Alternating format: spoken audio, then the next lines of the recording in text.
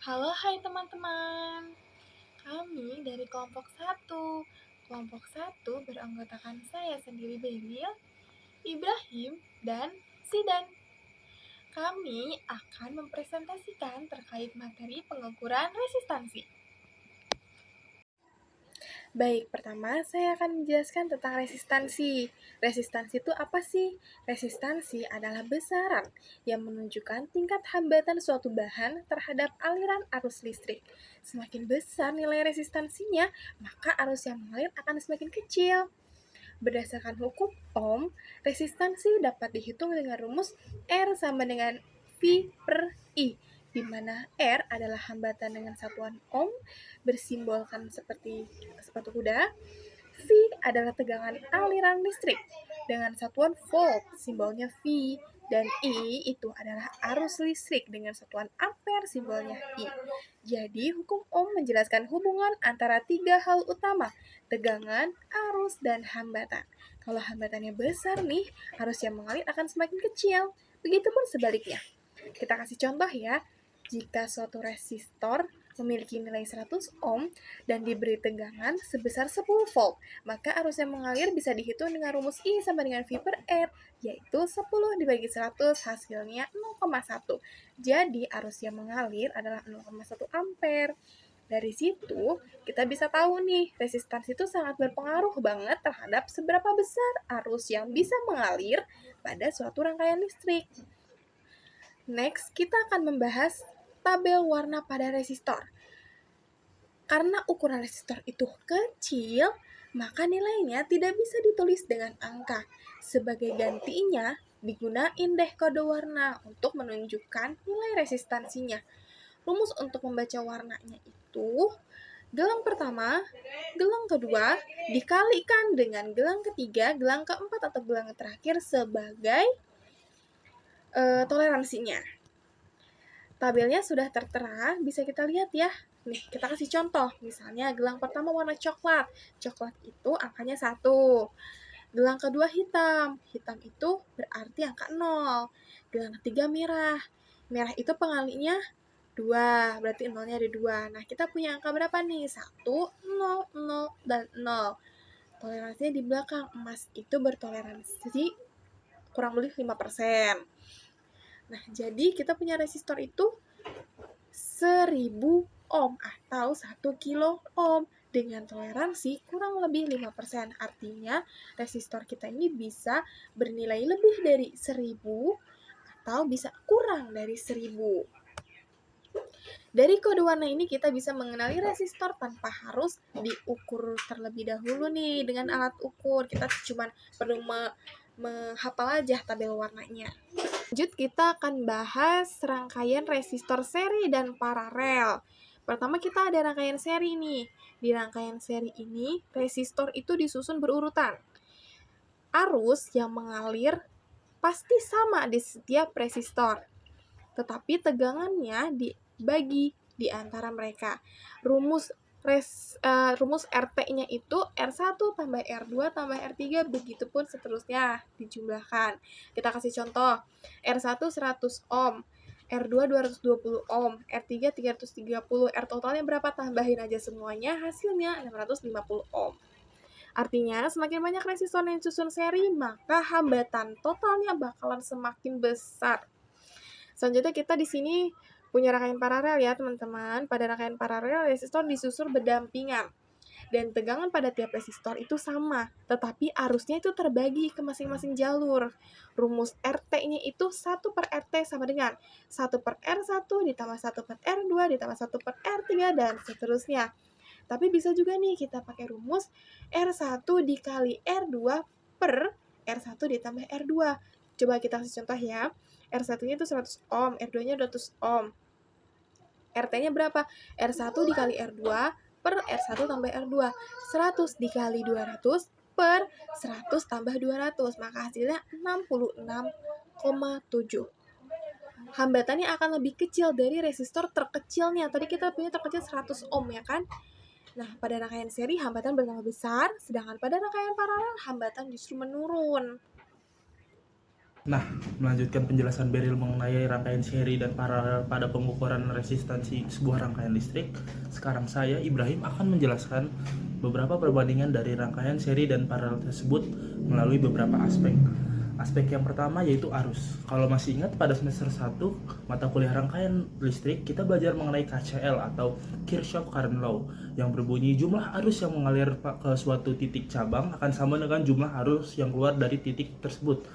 Artinya, arus yang mengalir pada rangkaian seri besarnya sama di setiap titik rangkaian, sementara pada rangkaian paralel arus terbagi di setiap cabang. Selanjutnya, kita akan melihat dari aspek pengukuran resistansi total atau perhitungan resistansi total. Pada rangkaian seri, resistansi total sama dengan seluruh nilai resistor yang terdapat pada rangkaian tersebut. Contohnya, resistansi total sama dengan R1 ditambah R2 ditambah R3 pada rangkaian seri yang memiliki 3 resistor. Sementara pada rangkaian paralel, rumusnya yaitu 1 per resistansi total sama dengan 1 per RT1, 1 plus 1 per RT2 plus 1 per RT3 dan seterusnya untuk setiap rangkaian atau resistor yang di paralel.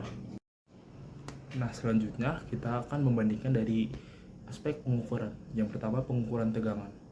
Pada rangkaian seri, cara kita mengukur tegangan adalah dengan memparalel multimeter dengan resistor yang ingin kita ukur tegangannya. Yang kedua, yaitu pada rangkaian paralel. Rangkaian paralel, cara kita mengukur tegangannya adalah dengan memparalel multimeter atau alat ukur dengan seluruh rangkaian. Selanjutnya, yaitu pengukuran arus. Pada pengukuran arus di rangkaian seri, kita melakukannya dengan cara memutus satu jalur lalu menghubungkan multimeter secara seri. Untuk rangkaian paralel sama saja dengan rangkaian seri, yaitu memutus satu jalur dan menghubungkan multimeter dalam mode ammeter atau pengukur arus secara seri dengan jalur utama. Nah, selanjutnya pada slide ini kami akan memperlihatkan cara mengukur tegangan dan arus menggunakan multimeter.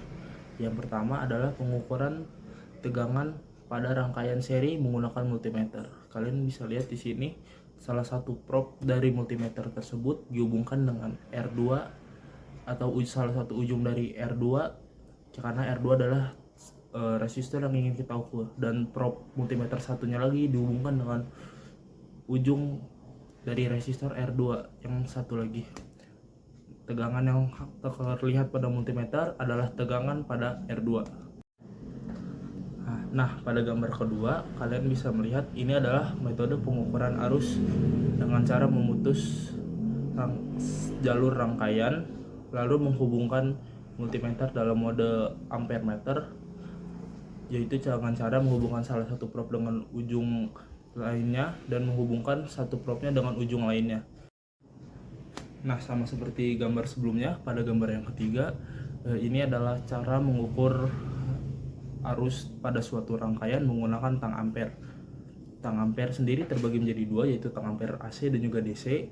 Pada tang ampere DC itu menggunakan efek Hall, sementara pada AC menggunakan induksi elektromagnetik. Kita hanya perlu menggunakannya dengan cara membuka klemnya lalu menempelkannya pada jalur yang ingin kita ukur, lalu angka yang keluar adalah nilai arus dari rangkaian tersebut. Nah, selanjutnya pada slide ini kita akan menunjukkan cara mengukur resistansi menggunakan metode VA atau volt ampere. Seperti yang bisa kalian lihat pada slide ini, terdapat sebuah rangkaian dari software Proteus, yaitu baterai 5 volt di seri dengan resistor 220 ohm. Lalu terdapat voltmeter dan juga ampermeter. Voltmeter dipasang secara paralel dan juga ampermeter dipasang setelah voltmeter dan juga di seri dengan rangkaian yang menuju ke resistor. Pada gambar yang kedua tidak jauh beda, perbedaannya hanya terdapat pada posisi ampermeter. Jika pada gambar yang pertama adalah posisinya setelah voltmeter, pada gambar yang ini atau gambar yang kedua posisinya sebelum voltmeter. Selanjutnya, untuk analisa data dari percobaan ini akan dijelaskan oleh Zidan. Ya, setelah kita melakukan percobaan dari rangkaian yang sebelumnya dijelaskan, kini saatnya kita menuangkan hasil data ke dalam tabel data. Yang pertama adalah tabel pengukuran tegangan dan arus. Kelompok kami menggunakan tegangan supply yang konstan yaitu sebesar 5 volt. Untuk resistansinya sendiri kita menggunakan resistor yang bervariasi yaitu dari 220 ohm sampai 10 kilo ohm. Bisa dilihat dari berbagai resistor yang digunakan itu menghasilkan arus yang berbeda-beda juga. Jika dilihat lagi, arus ini semakin kecil jika nilai resistor ini semakin besar. Maka ini membuktikan bahwa memang betul-betul resistor ini menghambat arus. Di sini kolom selanjutnya juga kita menambahkan kolom perhitungan teori dengan menggunakan hukum Ohm untuk mencari hambatan, yaitu R sama dengan P per I atau hambatan sama dengan tegangan dibagi arus. Tegangan yang diketahui yaitu 5 volt sesuai dengan pengukuran dari voltmeter, dan arus yang diketahui adalah sebagai berikut yaitu ada 0,02 ampere sampai dengan 0,0005 ampere. Ya, dihitung, dibagi, lalu menghasilkan nilai seperti berikut.